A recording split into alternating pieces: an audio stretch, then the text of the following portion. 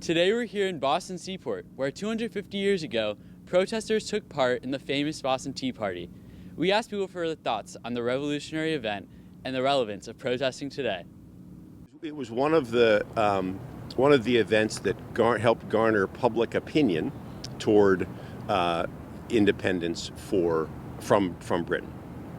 Well, it really talked about that there wasn't equal representation for taxation, and it was just the beginning of the founding of our country. Like I said, that image of the tea being spilled into the harbor, I think, helped galvanize a lot of people into sort of being part of the revolution. So I think it was very important in that way. While the Boston Tea Party was one of the first protests in American history, it was far from the last. I've been to a few Black Lives Matter protests. After Trump was elected, I went to a lot of protests and the Women's March.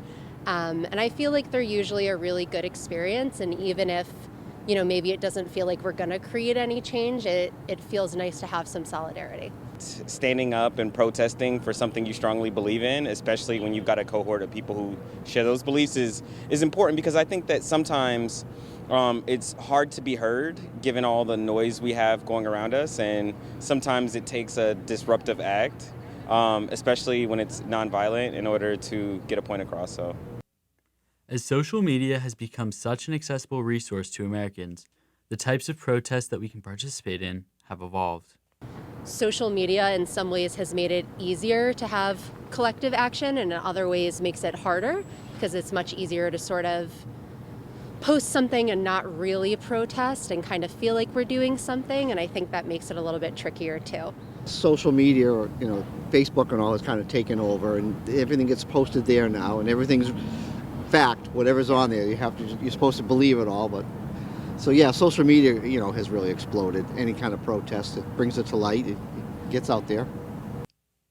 As people reflected on the Boston Tea Party, it was hard to ignore the historical significance of Boston, its people, and the impactful events that have changed the course of history.